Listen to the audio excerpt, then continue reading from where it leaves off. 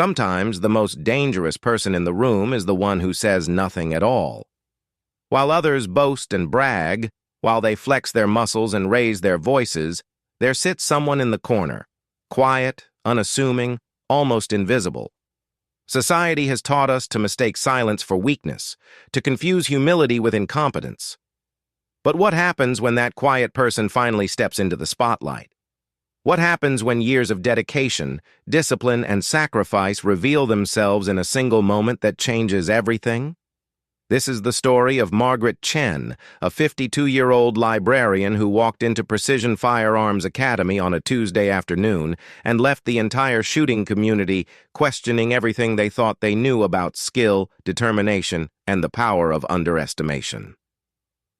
It's a story that reminds us that legends aren't always born from fanfare and celebration. Sometimes they emerge from the shadows, carrying decades of hidden expertise and a quiet confidence that speaks louder than any words ever could. What you're about to read will challenge your assumptions about who gets to be exceptional, who deserves respect, and why the loudest voice in the room is rarely the most skilled. This is a story about breaking barriers, shattering stereotypes, and proving that sometimes the most extraordinary people are hiding in plain sight, waiting for their moment to show the world what true mastery looks like. The glass doors of Precision Firearms Academy swung open with a soft chime, letting in the crisp October air, along with an unremarkable figure that most people wouldn't have noticed twice.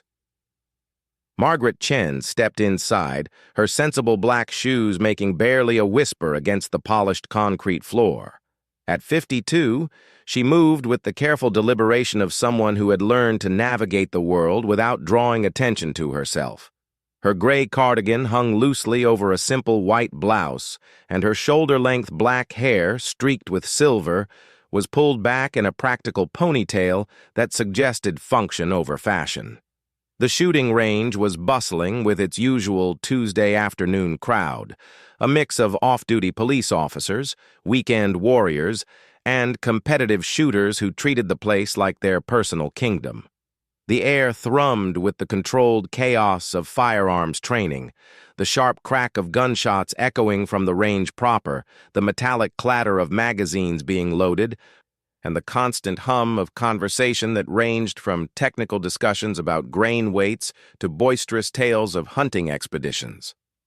Margaret paused just inside the entrance, taking in the scene with dark eyes that missed nothing.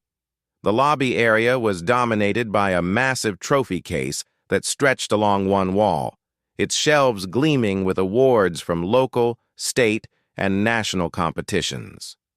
Framed photographs of the Academy's most successful students hung nearby, their faces beaming with pride as they held their various accolades.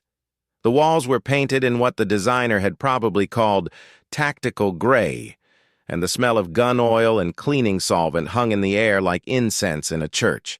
Behind the front counter stood Derek Matthews, the Academy's co-owner and head instructor. At 38, Derek cut an imposing figure with his broad shoulders, close-cropped military haircut, and forearms that looked like they could bend steel bars. His black polo shirt stretched tight across his chest, and his tactical pants were loaded with enough gear to outfit a small army unit. Derek had served 2 tours in Afghanistan before coming home to start the academy with his business partner, and he wore his credentials like armor against anyone who might question his expertise. "Can I help you?" Derek asked, his tone polite, but carrying the subtle undertone of someone who had already sized up the person in front of him and found them wanting. His eyes flicked over Margaret's appearance, taking in her civilian clothes, her lack of any obvious shooting gear, and the way she stood slightly hunched, as if trying to make herself smaller. "I'd like to use the range, please," Margaret said, her voice soft but clear. There was something in her pronunciation that suggested English wasn't her first language, though she spoke it with the careful precision of someone who had spent decades perfecting it. Derek's eyebrows rose slightly. "Have you shot here before? I don't think I recognize you." "No. This is my first time at this facility." Margaret reached into her small purse and pulled out a worn leather wallet. "I have my permits and certifications if you need to see them." The permits were in order: a concealed carry license, NRA basic pistol certification, and several others that Derek glanced through with professional efficiency. What surprised him was how well-maintained the documents were, suggesting they weren't just weekend purchases but documents that had seen regular use and renewal over many years. "Okay, looks good," Derek said, handing the documents back. "What kind of shooting are you looking to do today? We have several package options for beginners, and I'd be happy to provide some basic instruction." "I brought my own equipment," Margaret interrupted gently, patting a discreet black case slung over her shoulder that Derek had somehow overlooked. "I just need lane time and targets." Derek paused, reassessing slightly. It wasn't unheard of for people to bring their own firearms, but something about this quiet woman didn't fit his usual customer profile. Most of his regulars were either law enforcement, military veterans, or serious competitive shooters who moved through the space with a certain swagger that announced their presence. This woman seemed to want to disappear into the background. "Sure, no problem," he said, processing her payment and handing her safety glasses and hearing protection. "Lane 7 is open. Standard targets are by the lane controls. Any questions about the range commands or safety protocols?" Margaret shook her head. "I understand the rules. Thank you." As she walked toward the range proper, Derek couldn't shake the feeling that there was something unusual about her. Most first-time customers, especially women of her age and apparent background, asked multiple questions about everything from the target retrieval system to the proper stance for shooting. They wanted reassurance, guidance, and often a considerable amount of hand-holding. This woman had taken her equipment and headed off with the confidence of someone who knew exactly what she was doing. The range itself was a marvel of modern engineering. 12 lanes stretching out to 50 yards, each equipped with electronic target systems that could precisely track shot placement. The walls were lined with sound-dampening material that reduced the noise to manageable levels, and the ventilation system was powerful enough to clear the air of powder residue within minutes. Each lane was separated by thick concrete dividers that provided both safety and privacy for the shooters. Margaret made her way to Lane 7, setting her case on the small table beside the shooting position. The range was moderately busy, with about half the lanes occupied. In Lane 5, a group of 3 men in their 30s were engaged in some kind of informal competition, their laughter and good-natured trash talk carrying easily over the sound barriers. They wore matching polo shirts that identified them as members of the local police department's tactical unit, and their gear was top of the line: custom holsters, precision firearms, and accessories that probably cost more than most people spent on their cars. Officer Brad Jennings was currently at the line, firing a series of controlled pairs into a target at 25 yards. Brad was something of a local celebrity in the shooting community, having won several regional competitions and earning a reputation as one of the department's best marksmen.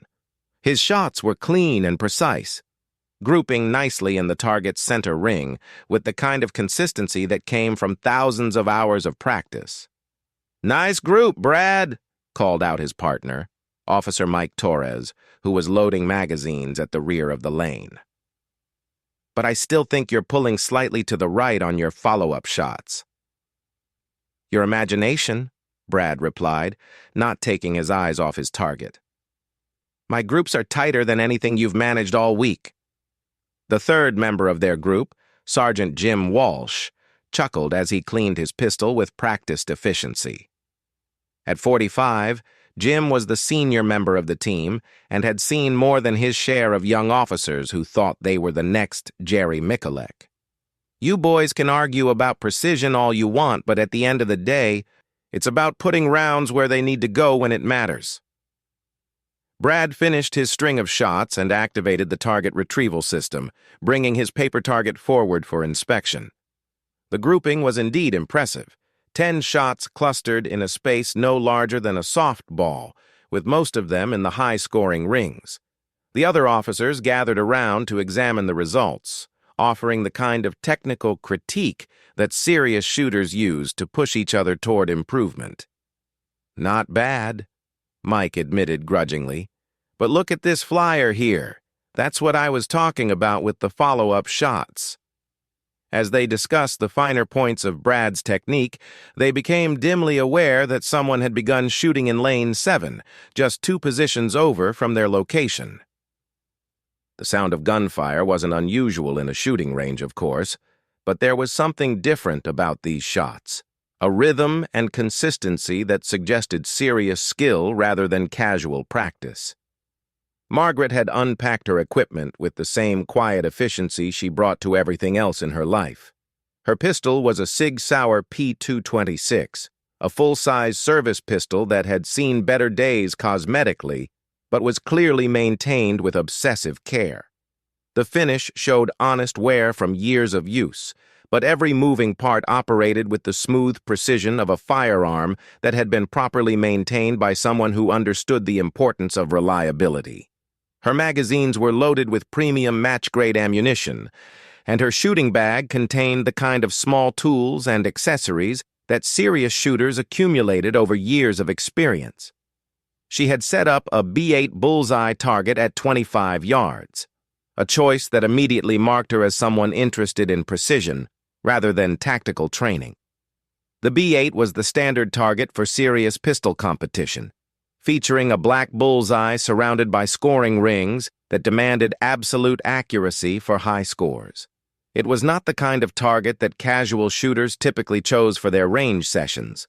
Margaret's shooting position was textbook perfect, feet planted shoulder-width apart, body weight slightly forward, arms extended in a classic Weaver stance that had been refined through decades of practice.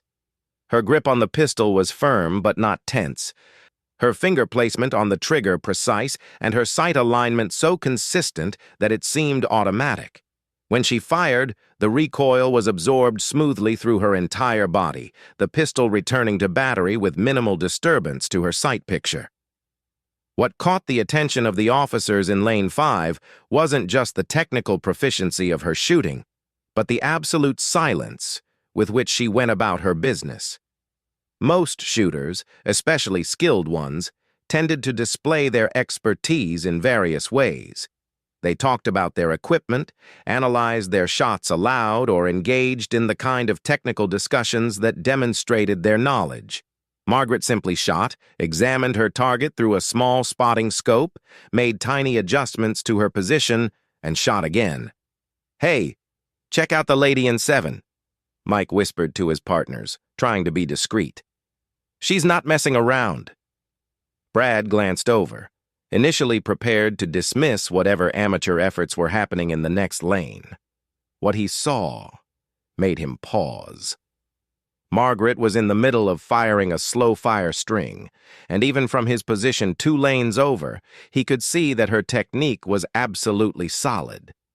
More importantly, when she retrieved her target for inspection, he could make out a tight cluster of holes in the center of the bullseye that suggested shooting at a level well above casual recreation. "Huh?" Brad said, his competitive instincts automatically engaged. "Not bad for a librarian type." The comment was meant as a casual observation, but it carried the kind of unconscious dismissiveness that Margaret had encountered throughout her life. People looked at her unassuming appearance, her quiet demeanor, and her complete lack of obvious athletic or competitive markers, and they automatically placed her in a category that didn't include serious skill or dedication. It was an assumption that had served her well over the years, allowing her to pursue her interests without the complications that came with unwanted attention. What Brad and his partners didn't know, what nobody at the range could have guessed from looking at her, was that Margaret Chen had been shooting competitively for over 30 years. She had started as a teenager in Taiwan, where her father had taught her the fundamentals of marksmanship as part of what he considered essential life skills. When she immigrated to the United States in her early 20s, she had continued shooting as a way to maintain a connection to her father's teachings and to find a form of meditation that helped her navigate the challenges of building a new life in a foreign country. Over the decades, Margaret had competed in local, regional, and national competitions, earning classifications and awards that most shooters would have proudly displayed. But she had never been interested in the social aspects of the shooting sports, preferring to let her scores speak for themselves rather than engaging in the networking and self-promotion that often accompanied competitive success. She shot for the pure satisfaction of the discipline itself, the challenge of pushing herself toward ever greater levels of precision and consistency. Her trophy case at home contained medals and awards from competitions across 3 decades, but you wouldn't know it from her demeanor or appearance. Margaret had learned early in her competitive career that being underestimated was often an advantage. Opponents who dismissed her based on her appearance often found themselves surprised when the scores were tallied, and she had used that psychological edge to win more than her share of matches. Now, as she methodically worked through her practice routine at Precision Firearms Academy, Margaret was simply doing what she had done thousands of times before, pursuing the perfect shot with the kind of focused dedication that most people reserved for their most cherished hobbies. She wasn't trying to prove anything to anyone. She was simply enjoying the meditative rhythm of precision shooting and the satisfaction that came from the marriage of mental discipline and physical skill. The officers in Lane 5 continued their own practice session, but they found their attention repeatedly drawn to the quiet woman who was producing consistently impressive results with apparently effortless skill. There was something almost hypnotic about watching her shoot. The same motion repeated over and over with mechanical precision, each shot placed with the kind of accuracy that suggested years of serious training. As the afternoon wore on, other shooters began to notice as well. Word spread quietly through the range that someone in Lane 7 was shooting exceptionally well, and people found excuses to walk past her position to get a glimpse of her targets. What they saw was a level of precision that most of them had only witnessed at high-level competitions, groups so tight that you could cover them with a quarter, shot after shot, placed with the kind of consistency that separated true experts from weekend enthusiasts. But Margaret remained focused on her own practice, seemingly unaware of the growing attention she was attracting. She had learned long ago to block out distractions and maintain her concentration regardless of what was happening around her. It was a skill that had served her well in competition, where the pressure of being watched by judges and fellow competitors could destroy the mental state necessary for peak performance. As she finished her first set of targets and began setting up for another round of practice, Margaret had no idea that she was about to become the center of attention at Precision Firearms Academy. She had no way of knowing that her quiet competence would soon challenge the assumptions of everyone around her, or that a simple practice session was about to turn into something much more significant. The stage was being set for a demonstration that would force everyone present to reconsider their ideas about skill, expertise, and the danger of judging people by their appearance. Margaret Chen was about to show the shooting community something they had never seen before, and the reverberations would be felt long after the last shot was fired. The whispers started small, the way they always do in close-knit communities, where exceptional skill is both celebrated and scrutinized. Someone shooting clean groups at 25 yards wasn't necessarily unusual at Precision Firearms Academy, but there was something about the methodical precision and apparent effortlessness of Margaret's performance that caught people's attention like a magnet draws iron filings. Derek Matthews had been running shooting ranges for over 8 years, and he had developed an instinct for recognizing different types of shooters within minutes of watching them work. There were the show-offs who shot fast and loud but couldn't hit the broad side of a barn. There were the weekend warriors who had watched too many action movies and thought shooting was about looking cool rather than accuracy. There were the serious recreational shooters who understood the fundamentals but lacked the dedication to push beyond competent. And then there were the rare few who shot with the kind of unconscious competence that suggested thousands of hours of disciplined practice. Margaret Chen was clearly in that final category, but what puzzled Derek was how she had managed to reach that level without anyone in the local shooting community knowing about her. The precision shooting world wasn't that large, especially at the level she was demonstrating. Serious competitive shooters tended to know each other, if not personally, then by reputation. Yet this woman had walked into his facility like a ghost, with no fanfare and no advance notice of her capabilities. Derek found himself making excuses to walk past Lane 7, ostensibly checking on other customers or handling routine maintenance tasks, but really trying to get a better look at what Margaret was accomplishing. Each time he passed, he was more impressed. Her targets showed the kind of group consistency that most shooters spent years trying to achieve, and she was producing these results with the casual efficiency of someone running errands at the grocery store. The 3 police officers in Lane 5 had abandoned any pretense of focusing on their own practice. Brad Jennings, in particular, found himself both impressed and slightly unsettled by what he was witnessing. Brad took considerable pride in his shooting skills, and his reputation as one of the department's best marksmen was well earned through years of training and competition. Seeing someone apparently outshoot him while barely seeming to pay attention was challenging his sense of where he stood in the hierarchy of local talent. "I'm telling you guys, this is getting weird," Mike Torres said, trying to keep his voice low enough that Margaret wouldn't overhear. "I've been watching her for 20 minutes, and I haven't seen a single shot outside the 10 ring. Not one." Sergeant Walsh nodded slowly, his experienced eyes taking in the technical aspects of Margaret's shooting form. "Her fundamentals are absolutely perfect. Look at her stance, her grip, the way she controls the trigger. That's not natural talent. That's the kind of muscle memory that comes from serious training." Brad was studying Margaret's targets through a small pair of binoculars he kept in his shooting bag. What he saw made him shake his head in disbelief. "These groups are smaller than what I shoot in competition, and she's making it look effortless."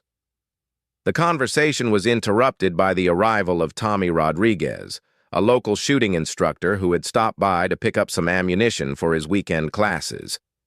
Tommy had been teaching firearms for 15 years and had coached several shooters to state and national championships. His eye for talent was widely respected in the community, and people often sought his opinion on technical matters. "Hey, Tommy, come take a look at this," Derek called out, gesturing toward Lane 7. "Tell me what you think." Tommy followed Derek's gaze and immediately focused on Margaret's shooting position. Even from a distance, he could see that her technique was textbook perfect, but what really caught his attention was the rhythm and consistency of her shots. There was a metronome-like quality to her shooting that suggested someone who had internalized the fundamentals to such a degree that conscious thought was no longer required. "How long has she been shooting?" Tommy asked, watching Margaret fire a careful 5-shot group. "About an hour," Derek replied. "But here's the thing. I've never seen her before today. She's not a regular, and I don't think anyone here knows who she is." Tommy raised his eyebrows. Shooters at that level didn't just appear out of nowhere. They developed their skills through years of competition, training, and practice, usually leaving a trail of tournament results and coaching relationships that made them known in the community. Finding an unknown shooter of apparent championship caliber was like discovering a master artist who had never exhibited their work. "Mind if I go introduce myself?" Tommy asked. Derek shrugged. "Be my guest, but she seems pretty focused on her own thing." Tommy walked over to Lane 7, timing his approach to coincide with Margaret reloading between strings of fire. He didn't want to interrupt her concentration while she was actually shooting, understanding how important mental focus was to precision marksmanship. "Excuse me," he said politely, waiting for Margaret to acknowledge him before continuing. "I'm Tommy Rodriguez. I teach shooting here sometimes, and I couldn't help but notice your excellent technique. Mind if I ask where you learned to shoot like that?" Margaret looked up from her ammunition box, her dark eyes meeting Tommy's with the direct gaze of someone who was comfortable with attention but didn't necessarily seek it. "Thank you. I've been shooting for quite a while." Tommy waited for her to elaborate, but when she didn't, he tried a different approach. "Are you competing anywhere locally? I coach several people on the competition circuit, and I'd love to know where you're shooting matches." "I don't compete much anymore," Margaret replied simply, turning her attention back to loading her magazine with the kind of practiced efficiency that spoke to thousands of repetitions. The non-answer was polite but final, and Tommy recognized that he wasn't going to get much more information through direct questioning. Some shooters were naturally private about their backgrounds, especially those who had reached high levels of skill. He thanked her for the brief conversation and walked back toward the front of the range, his mind working through the implications of what he had observed. "Well?" Derek asked when Tommy returned. "She's not talking," Tommy said. "But I can tell you this much. That woman has been shooting at a championship level for years. Her technique is absolutely flawless, and the consistency I'm seeing doesn't happen by accident. Somebody taught her very well, or she's been competing at levels most of us never reach." Word of the mysterious expert shooter continued to spread through the range as the afternoon progressed. Shooters found reasons to walk past Lane 7, many of them stopping to observe Margaret's technique under the guise of selecting targets or checking the range rules posted on the wall. What they saw consistently impressed and puzzled them in equal measure. Margaret's shooting routine was unlike anything most of them had encountered. While competitive shooters often engaged in extensive technical discussions about their equipment, their technique, or their performance, Margaret worked in almost complete silence. She would fire a string of shots, examine her target through a spotting scope, make minimal adjustments to her position or sight picture, and then fire another string with mechanical precision. Her equipment was clearly high quality, but showed the kind of honest wear that came from regular use rather than display.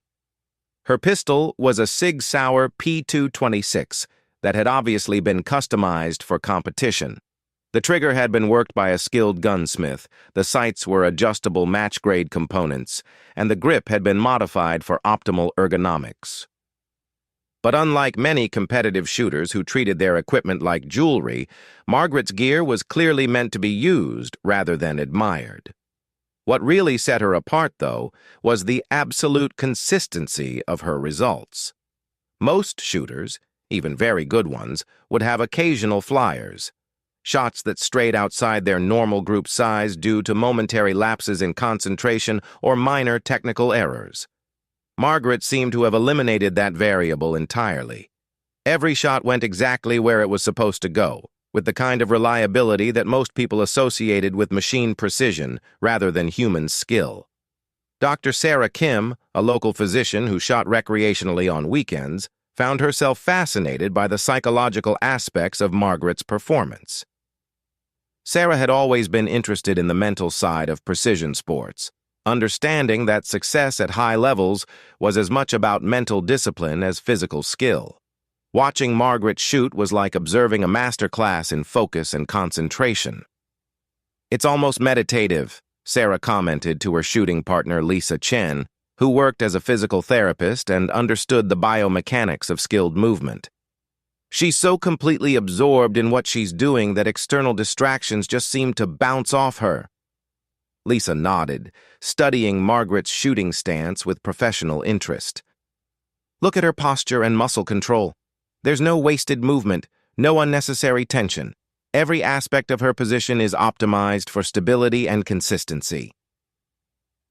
That level of neuromuscular control doesn't happen overnight. The two women weren't the only ones analyzing Margaret's technique from their respective professional perspectives. Several other shooters with backgrounds in sports psychology, biomechanics, or coaching found themselves drawn into technical discussions about what they were witnessing. Margaret had become an impromptu case study in excellence, a living demonstration of what was possible when natural ability met dedicated training over extended periods of time. Meanwhile, Margaret remained completely focused on her practice routine, seemingly unaware of the attention she was attracting. She had always possessed an unusual ability to block out external distractions when shooting, a skill that had served her well in high-pressure competition situations. The quiet conversations and occasional glances from other shooters didn't register as significant enough to break her concentration. Her practice session followed a structured pattern that reflected years of disciplined training. She would fire carefully measured strings at different distances, sometimes 25 yards for precision work, sometimes shorter distances for different types of drills. Between each string, she would examine her targets carefully, not just looking at group size, but analyzing the specific placement of each shot to identify any trends or patterns that might indicate technical issues. This level of analytical shooting was something that most recreational shooters never encountered.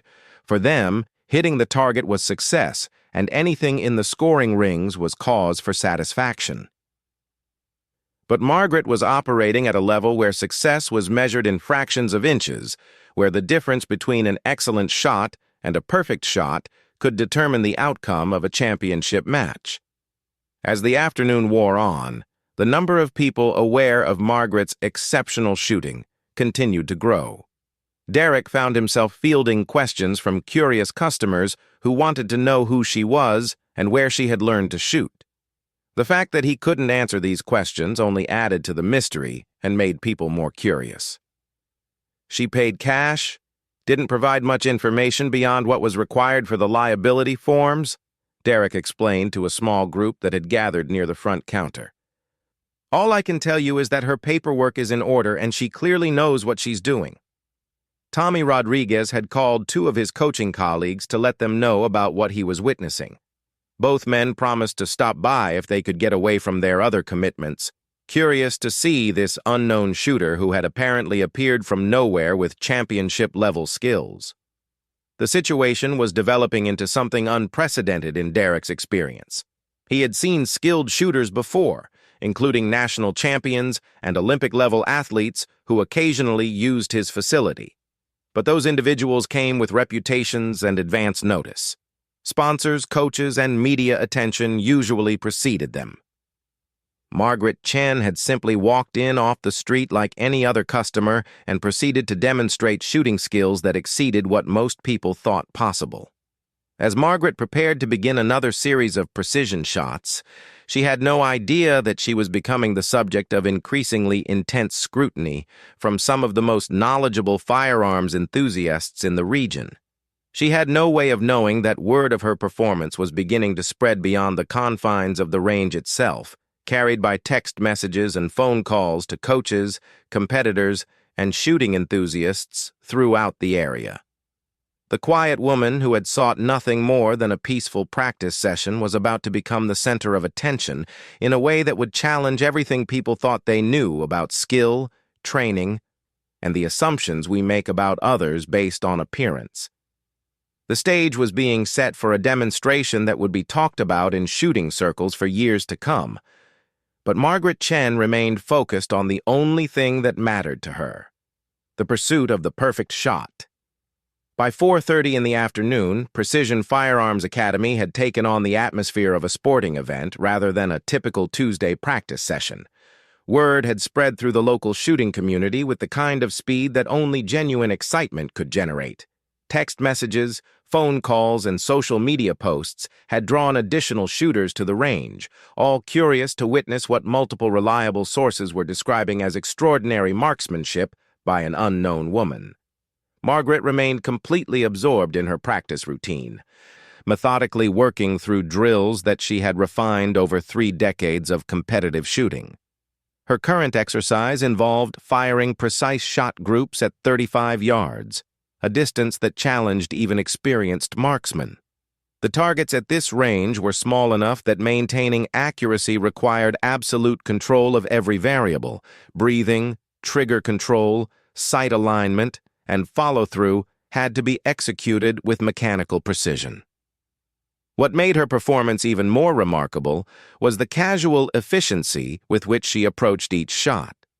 While other shooters often spent considerable time preparing mentally for difficult shots, adjusting their stance, checking their grip, and taking practice sight pictures, Margaret simply raised her pistol, aligned her sights, and fired with the kind of unconscious competence that suggested shooting had become as natural as walking. The growing crowd of observers had begun to organize itself into informal discussion groups, with experienced shooters analyzing different aspects of Margaret's technique and newcomers asking questions about what they were witnessing. Derek Matthews found himself in the unusual position of playing host to what was essentially an impromptu shooting clinic, with his facility serving as the backdrop for a demonstration that none of them had planned or anticipated. "I've been coaching competitive shooters for 12 years, said Janet Morrison, a pistol coach who had driven over from a neighboring county after receiving a phone call from Tommy Rodriguez. "What I'm seeing here is someone who shoots at a level that most of my students spend years trying to reach. Her fundamentals are so solid that she's basically eliminated human error as a variable." Standing next to Janet was Carlos Mendez, a former Marine who had competed in service rifle competitions before transitioning to precision pistol shooting. Carlos had attended the Olympics as an alternate team member and understood better than most what separated good shooters from great ones. "It's not just the technical skill," he observed. "Look at her mental game. She's been shooting for over 2 hours, and her concentration hasn't wavered once. That kind of psychological control is what you see at the absolute highest levels of competition." The discussion was interrupted by the arrival of Marcus Webb, a local shooting celebrity who had won several state championships and was widely considered one of the best pistol shooters in the region.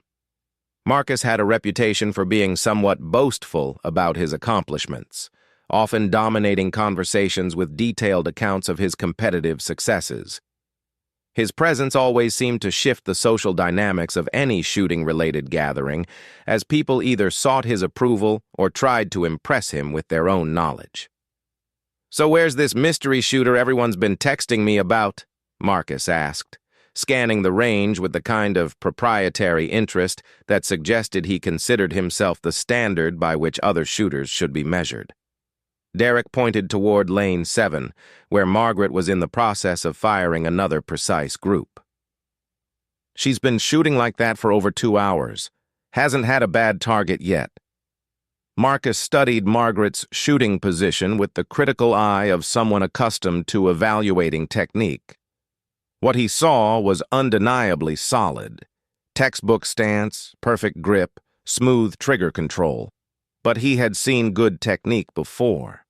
What he hadn't expected was the size of the groups Margaret was producing when she retrieved her targets for inspection. "Okay, that's impressive," Marcus admitted, his voice carrying a note of surprise that he tried to conceal. "But let's see how she handles pressure. Anyone can shoot tight groups when they're alone and relaxed." The comment was loud enough for several people to hear, and it carried the unmistakable suggestion that Margaret's performance, while skillful, might not hold up under more challenging conditions.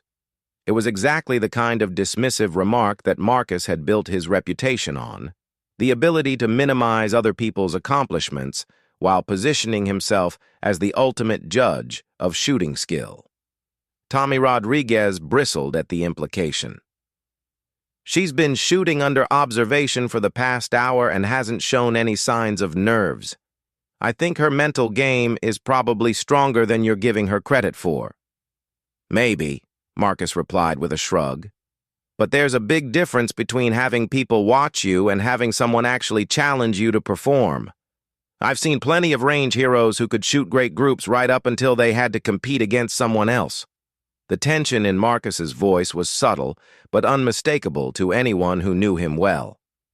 Despite his public confidence, Marcus was clearly rattled by what he had witnessed. He had built his identity around being the best shooter in his circle, and the sudden appearance of someone who might exceed his abilities was challenging that carefully constructed self-image. "What are you suggesting?" Derek asked, sensing that the conversation was heading toward some kind of confrontation. Marcus smiled with the kind of predatory confidence that made other people uncomfortable. I'm suggesting we give the lady a chance to show what she can really do. A little friendly competition to see if her skills hold up under pressure. The suggestion sparked immediate interest among the gathered shooters. Informal shooting competitions were common at ranges, and most serious marksmen enjoyed the opportunity to test their skills against others. The prospect of watching a match between the local champion and the mysterious newcomer was irresistible to people who lived and breathed competitive shooting. "That might not be such a good idea," Janet Morrison said quietly. "She came here to practice, not to be put on the spot by strangers." "Come on," Marcus replied, his voice taking on the cajoling tone of someone accustomed to getting his way. "She's obviously skilled enough to handle a little competition, and if she's as good as everyone seems to think, she shouldn't have any problem proving it." The ethical dimensions of the situation were becoming increasingly clear to the more experienced shooters present. Margaret had done nothing to invite confrontation or attention. She had simply come to practice her shooting in private and had become the subject of scrutiny through no fault of her own. Challenging her to an impromptu competition without her explicit consent was problematic at best. But the momentum of the situation was building in ways that were difficult to control. Word of the potential match had spread quickly through the range, and additional people were gathering to watch what promised to be an interesting contest. The social pressure to proceed was mounting, fed by curiosity and the kind of competitive excitement that drew people to sporting events. Derek found himself in an awkward position as the range owner. On one hand, he didn't want to create an uncomfortable situation for a customer who had done nothing wrong. On the other hand, the attention Margaret's shooting had generated was bringing additional business to his facility and creating the kind of buzz that money couldn't buy. The professional side of him recognized the marketing value of hosting what could become a legendary shooting match. "Look," Derek said finally, "why don't we just ask her?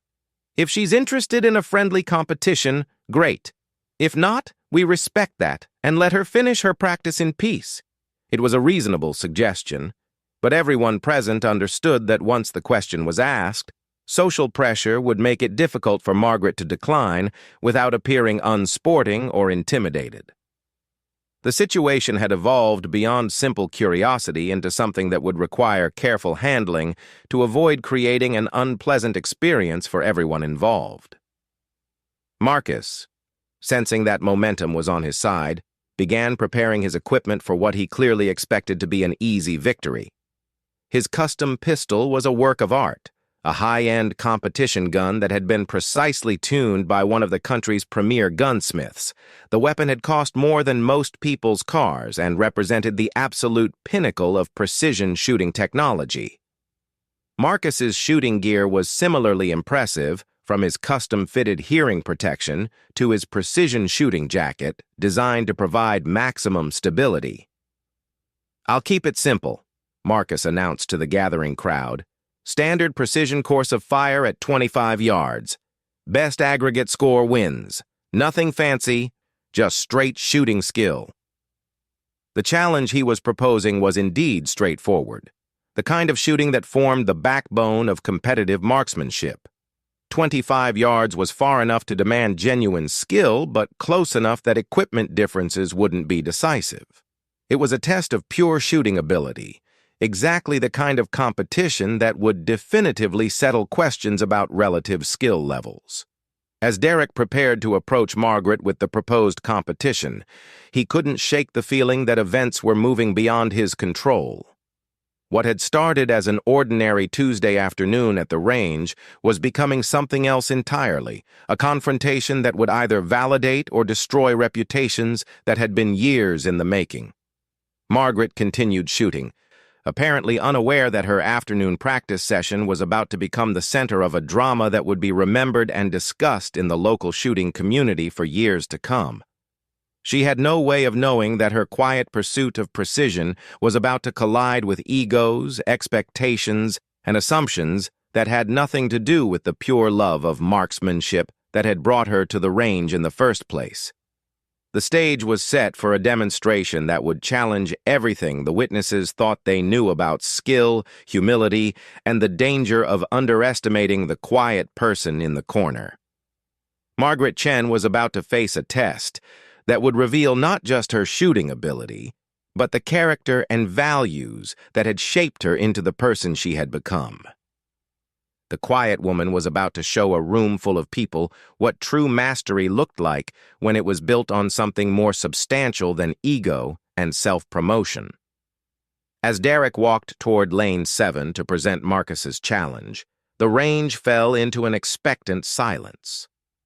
Everyone present understood that they were about to witness something significant, a moment when assumptions would be tested, reputations would be made or lost, and the true meaning of skill under pressure would be definitively demonstrated.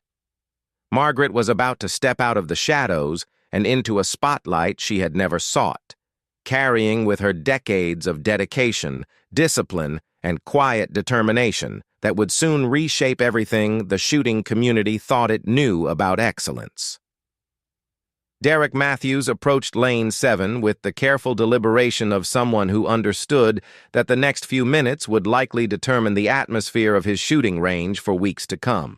Behind him, the gathered crowd had organized itself into an informal gallery, with experienced shooters explaining the nuances of precision shooting to curious newcomers, while everyone waited to see how Margaret would respond to Marcus's challenge. Margaret was in the process of examining her latest target through her spotting scope when Derek cleared his throat politely. She looked up with the patient expression of someone accustomed to occasional interruptions, her dark eyes showing mild curiosity but no apparent concern about the crowd that had gathered behind Derek. "Excuse me, Miss Chen," Derek said, using the name from her registration paperwork. "I hope you don't mind the attention your shooting has been attracting.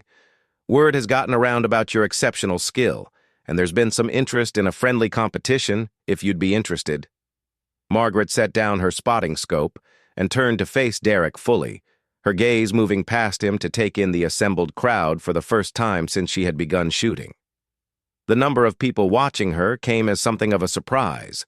She had been so focused on her practice routine that she hadn't noticed the gradual accumulation of observers. Her expression remained calm, but there was a subtle shift in her posture that suggested she was reassessing the situation.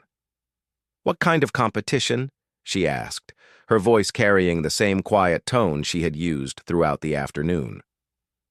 "Standard precision course of fire at 25 yards, Derek explained. "Marcus Webb there is one of our local champions, and he was wondering if you might be interested in a friendly match. Nothing formal, just a chance for two skilled shooters to test their abilities against each other." Margaret's eyes found Marcus in the crowd, taking in his expensive equipment, his confident posture, and the expectant expression on his face that suggested he had already decided the outcome of their potential match. She had encountered shooters like Marcus many times over her decades of competition, skilled marksmen whose abilities were genuine, but whose motivations were more about proving their superiority than pursuing the pure enjoyment of the sport. "I appreciate the invitation," Margaret said carefully, "but I really just came here to practice. I wasn't looking for a competition." The response was perfectly reasonable, but it created an awkward moment as the crowd processed the polite refusal.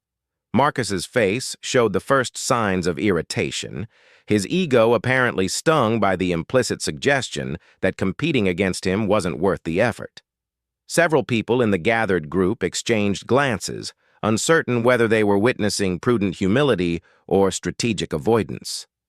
"Of course I understand," Derek said quickly, trying to smooth over the situation. "No pressure at all. Everyone's here to enjoy shooting in their own way." Marcus stepped forward, his competitive instincts overriding his better judgment. "Come on, it's just friendly competition. Unless you're concerned about your reputation if you don't shoot as well under pressure." The comment was deliberately provocative, designed to make refusal seem like an admission of inadequacy rather than a preference for privacy. It was exactly the kind of psychological manipulation that Margaret had encountered throughout her competitive career. The attempt to use social pressure to force participation in contests that served someone else's agenda rather than the sport itself. Margaret studied Marcus for a long moment, her expression unreadable. Those who knew her well might have recognized the subtle signs of calculation, the slight narrowing of her eyes, the minute straightening of her shoulders. That indicated she was moving from casual observation to serious assessment. Marcus had just made the mistake of questioning her courage rather than simply her interest, and that changed the nature of the interaction entirely. "What are the terms?" she asked simply. The shift in her tone was subtle but unmistakable to anyone who had spent time around serious competitors. The polite reluctance had been replaced by something cooler and more focused, suggesting that Marcus had just activated competitive instincts that had been dormant but not eliminated. Marcus smiled with satisfaction, interpreting her question as acceptance of his challenge. "Standard NRA precision pistol course, 10 shots for record at 25 yards, slow fire. Best possible score is 100 with 10 X's. Winner gets bragging rights and maybe a little recognition." "And the stakes?" Margaret asked. The question caught Marcus off guard. He had expected immediate acceptance rather than negotiation of terms, and he wasn't sure how to respond to someone who wanted to discuss the competition like a business transaction rather than an opportunity for fun.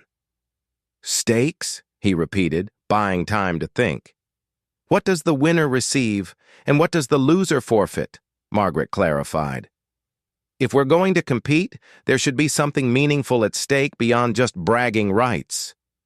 The request was unusual in the context of informal range competitions, but it reflected Margaret's understanding of competition psychology. Matches without meaningful consequences often became casual exhibitions rather than genuine tests of skill under pressure. If Marcus wanted to challenge her abilities in a high-stress situation, she was going to ensure that the stress was genuine for both participants. Marcus glanced around at the crowd, realizing that he had inadvertently raised the stakes beyond what he had originally intended.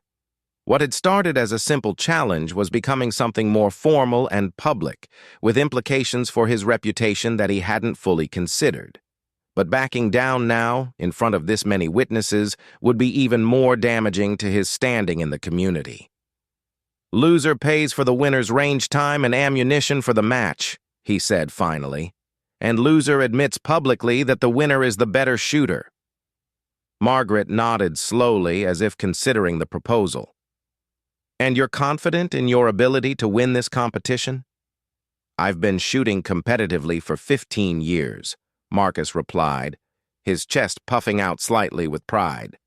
"I hold 3 state championship titles and have been ranked in the top 10 nationally in my classification. I think I can handle whatever you can manage." It was exactly the kind of credential-based intimidation that Margaret had encountered countless times in her competitive career. Shooters who built their confidence on their accomplishments rather than their current abilities often made the mistake of assuming that past success guaranteed future victory. They forgot that every competition was a new test, with new variables and new challenges that could not be overcome through reputation alone. "Very well," Margaret said, extending her hand to shake on the agreement. "I accept your challenge." The handshake was firm but brief, and as soon as it was completed, the atmosphere in the range shifted dramatically. What had been casual curiosity became focused attention as people realized they were about to witness a formal competition between 2 skilled shooters with very different backgrounds and approaches to the sport. Derek quickly organized the logistics of the match, setting up adjacent lanes and ensuring that both competitors would have access to identical targets and shooting conditions. The rules were simple and traditional. 10 shots for record in 10 minutes, with scoring based on the standard NRA precision pistol targets that featured concentric rings worth different point values. The crowd had grown to include nearly everyone in the facility, from casual recreational shooters to serious competitors who had arrived specifically to witness the match. Tommy Rodriguez had positioned himself where he could observe both shooting positions, his experienced eye ready to analyze the technical aspects of each shooter's performance. Janet Morrison had brought her scoring equipment to ensure accurate and impartial judging of the targets.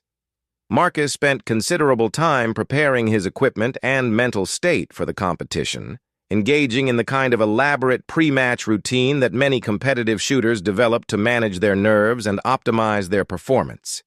He checked and rechecked his pistol, adjusted his shooting glasses, and spent several minutes in a visualization exercise designed to program his subconscious mind for success. Margaret's preparation was notably different. She simply loaded 10 rounds into a fresh magazine, confirmed that her pistol was functioning properly, and spent a few moments in what appeared to be silent meditation rather than technical preparation.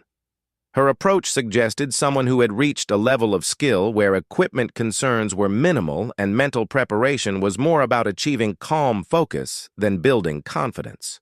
"Competitors to the line," Derek announced, using the formal language of organized shooting matches. "You will have 10 minutes to fire 10 shots for record. Range commands will be standard NRA protocol. Any questions?"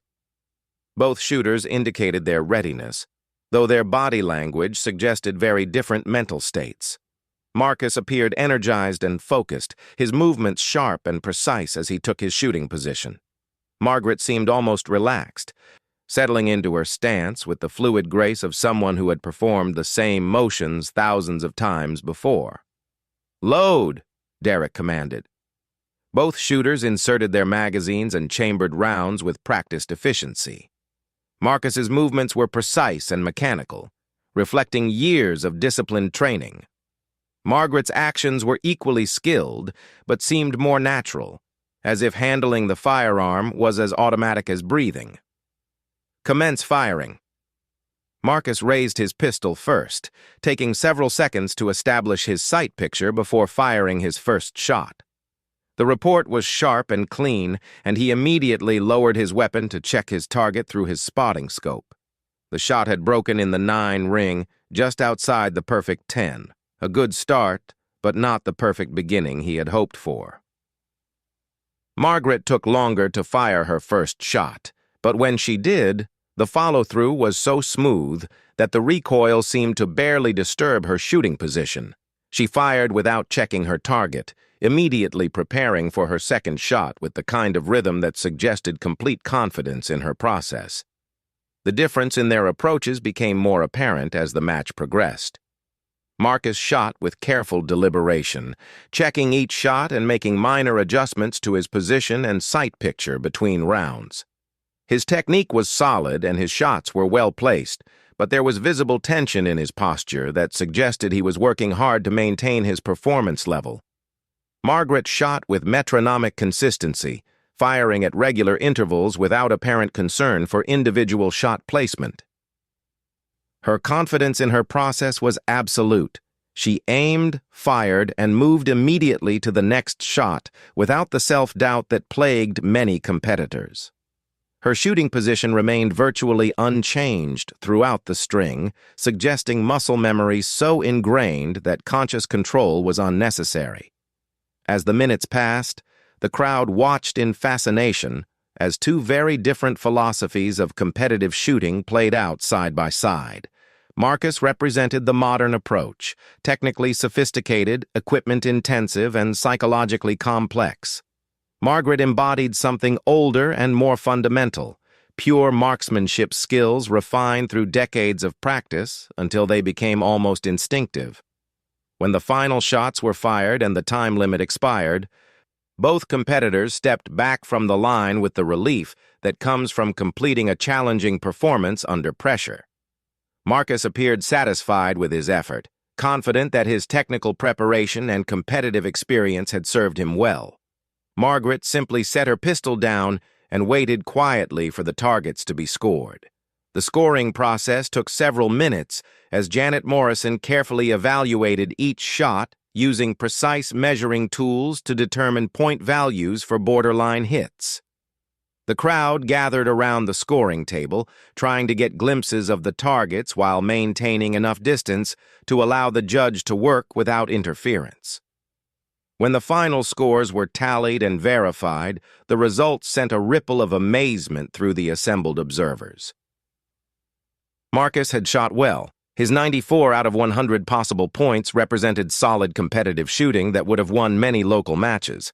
But Margaret's target told a different story entirely. Her score was 100 points with 9 X's, a near-perfect performance that represented shooting at a level that most competitors never achieved in their entire careers.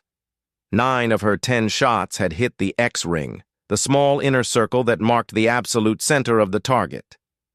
Her one non-X shot was still a perfect 10, meaning that every round had found the highest scoring area of the target. The silence that followed the score announcement lasted for several heartbeats, as everyone processed what they had just witnessed. Marcus stared at Margaret's target in disbelief, his confident expression replaced by something approaching shock. The woman who had seemed like such an easy mark had just produced one of the finest shooting performances that most of the observers had ever seen. Margaret accepted the result with the same quiet composure she had shown throughout the afternoon, but there was a subtle satisfaction in her expression that suggested she had enjoyed the opportunity to demonstrate her skills under pressure. She had proven something that went far beyond simply winning a shooting match. She had shown that true expertise didn't require fanfare or self-promotion, that the quiet person in the corner might possess abilities that exceeded anything the louder voices in the room could imagine. The revelation was about to transform Margaret Chen from an unknown curiosity into a legend, but more importantly, it was going to force everyone present to reconsider their assumptions about skill, humility, and the danger of judging people by their appearance rather than their abilities. The silence that followed the score announcement stretched across Precision Firearms Academy like a physical presence, broken only by the distant hum of the ventilation system and the muffled sound of footsteps as people unconsciously leaned forward to get better looks at Margaret's target. The numbers were undeniable. 100 points with 9 X's, a score that represented shooting at a level that transcended local competition and entered the realm of national and international excellence. Marcus Webb stood frozen at the scoring table, his face cycling through a complex sequence of emotions: disbelief, embarrassment, anger, and finally, grudging respect. His own score of 94 points, which would have been cause for celebration in most circumstances, now seemed pedestrian by comparison. The gap between the two performances wasn't just numerical, it represented different universes of skill and experience. That's incredible, Tommy Rodriguez whispered, his voice carrying the awe of someone who understood exactly what he was looking at. I've been coaching for 15 years, and I've only seen maybe 3 or 4 people shoot scores like that under competition pressure. Margaret stepped forward and extended her hand to Marcus, her expression showing no trace of gloating or superiority. "Thank you for an enjoyable competition," she said simply. "You shot very well." The graciousness of her response seemed to snap Marcus out of his shocked state. He took her hand and shook it firmly, his competitive pride battling with the realization that he had just been outclassed by someone he had dramatically underestimated. "Where did you learn to shoot like that?" he asked, his voice barely above a whisper. Margaret smiled slightly, the first time anyone had seen anything other than serious concentration on her face since she had arrived at the range. "Taiwan, originally. My father taught me when I was 14. He believed that discipline and precision were important life skills." The simple answer raised more questions than it answered. But before anyone could ask for elaboration, Derek Matthews stepped forward with an expression of someone who had just realized something significant. "Wait a minute," he said slowly. "Chen, Margaret Chen, are you... Oh my God.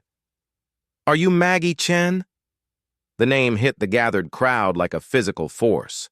Several people gasped audibly, and Tommy Rodriguez actually took a step backward as the implications of Derek's recognition became clear. Maggie Chen wasn't just any competitive shooter. She was a legend in precision pistol circles, a name spoken with the kind of reverence reserved for athletes who had redefined what was possible in their sport.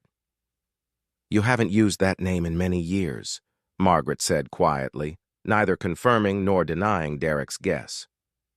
"Holy shit," breathed Carlos Mendez, his military bearing momentarily forgotten in the face of what felt like a celebrity sighting. "Maggie Chen, the Maggie Chen. You're supposed to be a myth." The story of Maggie Chen had become something of a legend in competitive shooting circles, passed down through coaches and competitors like folklore rather than documented history. According to the stories, she had appeared on the national competitive scene in the early 1990s like a force of nature, winning championships with scores that seemed almost superhuman. She had dominated women's precision pistol competitions for nearly a decade, setting records that still stood today. But then, at the absolute peak of her competitive career, she had simply vanished. No retirement announcement, no farewell tour, no gradual decline in performance. She had just stopped competing, leaving behind a collection of records and a reputation that had grown more mythical with each passing year. Younger shooters often heard her name mentioned in the same breath as the greatest marksman in history, but many had begun to wonder if she had actually existed or if she was simply a composite figure created from exaggerated stories. "I thought you were dead," Janet Morrison said bluntly, her scientific mind struggling to process the reality of meeting someone she had considered a historical figure. "There were rumors that you had been killed in a car accident, or that you had moved back to Asia, or that you had never existed in the first place." Maggie, smiled more broadly now, seeming to enjoy the confusion her presence had created. "I simply decided that competing was no longer fulfilling for me. I had accomplished what I set out to accomplish, and I wanted to pursue other interests." "Other interests?" Tommy asked incredulously. "You walked away from competitive shooting at the absolute peak of your abilities. You could have won Olympic medals, set records that would never have been broken. How do you just walk away from that kind of talent?" The question seemed to strike at the heart of something fundamental about motivation and success that few people in the room had ever considered. Margaret's expression became more serious as she formulated her response, choosing her words with the same precision she brought to her shooting. "Competition was never the goal," she said finally. "It was simply a way to measure progress toward mastery. Once I understood that I had learned what I needed to learn from formal competition, continuing felt like vanity rather than growth." The philosophical implications of her statement were staggering to a room full of people who had built their identities around competitive achievement. The idea that someone could reach the absolute pinnacle of a sport and then simply walk away because they had satisfied their internal goals rather than external recognition was almost incomprehensible. Derek Matthews was frantically scrolling through something on his phone, his expression growing more amazed with each screen. "Jesus Christ, listen to this," he said, reading from what appeared to be a competitive shooting database. 1995 National Women's Precision Pistol Champion, 1996 National Women's Precision Pistol Champion, 1997 Pan American Games Gold Medal, 1998 World Championship Bronze Medal, 1999 National Women's Precision Pistol Champion, again. The records just go on and on.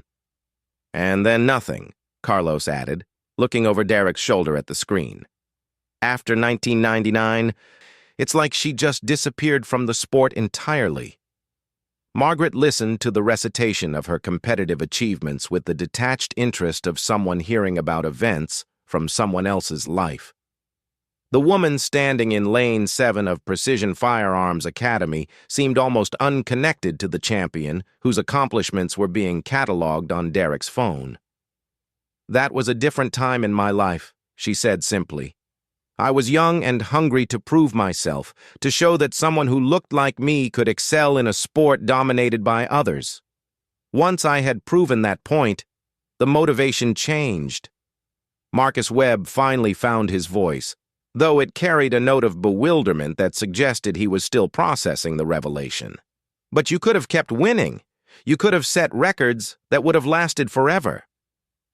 Why give up something you were so extraordinarily good at? Margaret studied Marcus for a moment, as if evaluating whether he was genuinely interested in understanding her perspective or simply trying to make sense of a decision that challenged his own value system. "Tell me," she said, "why do you compete?" The question caught Marcus off guard. "To win, obviously, to be the best, to prove that I'm better than the other shooters in my division." "And what happens when you've accomplished that? When you've proven you're the best in your area, your state, your region? Do you feel satisfied, or do you immediately begin looking for new opponents to defeat?" Marcus opened his mouth to answer, then closed it as he realized the implications of Margaret's question. His competitive drive had always been about external validation, winning tournaments, earning rankings, gaining recognition from his peers. The idea of internal satisfaction as a goal was foreign to his experience. "I never really thought about it that way," he admitted. "Competition can become addictive," Margaret continued, her voice taking on the tone of someone who had given the subject considerable thought. "The high of victory, the validation of being declared better than others, the public recognition. These things can trap you in a cycle where you're never satisfied because there's always another tournament to win, another opponent to defeat." She paused, looking around the room at the faces of people who had spent their lives pursuing exactly the kind of competitive success she was describing. "I realized that I was shooting for other people's approval rather than my own satisfaction. Every tournament became about maintaining my reputation rather than enjoying the pure challenge of precision marksmanship. When competition stops being about the sport itself and becomes about ego, it's time to step away." The room absorbed this perspective in thoughtful silence. For most of the competitive shooters present, success was measured almost entirely in terms of scores, rankings, and recognition from their peers. The idea that someone could find those external measures insufficient, even counterproductive, challenged fundamental assumptions about motivation and achievement. Dr. Sarah Kim spoke into the quiet, her voice carrying the analytical tone of someone trained to understand human psychology. "So what did you do instead? How did you maintain your interest in shooting without the competitive framework?" Margaret's face lit up with genuine enthusiasm for the first time since the conversation had begun. "I became a teacher. I worked with young shooters who were just discovering the sport, helping them develop proper fundamentals and find their own reasons for pursuing marksmanship. I found that passing on knowledge was far more satisfying than accumulating victories." "Where?" Janet Morrison asked. "I mean, if you've been teaching for 20 years, someone would have heard about it." "Community centers mostly. Youth programs in underserved areas where children might not otherwise have access to shooting sports. I used my maiden name and never mentioned my competitive background. The goal was to teach them skills and discipline, not to impress them with my credentials." The revelation that the greatest female precision shooter in the sport's recent history had been working anonymously with disadvantaged youth for 2 decades added another layer of complexity to an already extraordinary story. Margaret Chen had not just walked away from competitive shooting. She had redirected her expertise toward service in a way that few people would have considered or appreciated. Tommy Rodriguez was shaking his head in amazement. "Do you have any idea how many young shooters could have benefited from training with a former national champion? How many of them might have gone on to competitive careers of their own if they had known who was teaching them?" "Exactly as many as actually did benefit," Margaret replied calmly. "My competitive history was irrelevant to their development. What mattered was whether I could help them learn proper technique and find their own passion for the sport." The conversation was interrupted by the arrival of two more people who had heard about the extraordinary shooting performance and had come to investigate. When they saw Margaret and overheard the discussion, their expressions showed the same progression of disbelief and recognition that had become familiar over the past few minutes. Word was spreading beyond the confines of the range itself. Social media posts, text messages, and phone calls were carrying news of Maggie Chen's reappearance throughout the regional and national shooting community. Within hours, the story would reach coaches, competitors, and shooting enthusiasts across the country, many of whom had wondered for decades whatever had happened to the woman who had redefined excellence in precision pistol shooting. But Margaret seemed unaware of the broader implications of her afternoon's activities. She began packing her equipment with the same quiet efficiency she had displayed throughout the day, apparently ready to return to the anonymity she had cultivated for over 20 years. "Wait," Derek said urgently. "You can't just leave. People need to know you're back. The shooting community has been wondering about you for decades." Margaret looked up from her equipment case, her expression patient but firm. "I'm not back. This was simply an afternoon of practice that became more public than I intended. I have no plans to return to competitive shooting." "But you could mentor other competitors," Tommy suggested. "Share your knowledge with people who could really benefit from your experience." "I already do that," Margaret replied. "Perhaps not with people who will win national championships, but with people who need the discipline and confidence that shooting sports can provide. That work is more important to me than helping already successful competitors become slightly more successful." As she finished packing and prepared to leave, Margaret turned to face the crowd that had gathered around her, her expression showing a mixture of amusement and gentle concern. "I hope this afternoon has been educational for all of you," she said. "But perhaps the lesson isn't about shooting technique or competitive strategy. Perhaps it's about the assumptions we make about people based on their appearance, their background, or their decision to pursue excellence without seeking recognition for it." She shouldered her equipment case and started toward the exit, pausing only to shake Derek's hand and thank him for the use of his facility. As she reached the door, she turned back for one final comment. "There are quiet experts all around you," she said. "In every field, in every community, there are people who have mastered their crafts without fanfare or recognition. The danger isn't in underestimating people like me. It's in overlooking the hidden talents and capabilities of everyone around you." With that, Margaret Chen walked out of Precision Firearms Academy and back into the anonymity she had chosen, leaving behind a room full of people who would never again make assumptions about the quiet person in the corner. She had reminded them that true mastery was measured not by trophies or recognition, but by the ability to excel when it mattered and to find satisfaction in the pursuit of excellence for its own sake. The story of her afternoon at the range would be told and retold throughout the shooting community for years to come, becoming the kind of legend that inspired both humility and aspiration. But for Margaret Chen, it was simply Tuesday. A day when she had gotten in some good practice and accidentally reminded a group of skilled shooters that the most dangerous person in the room is often the one who has nothing to prove.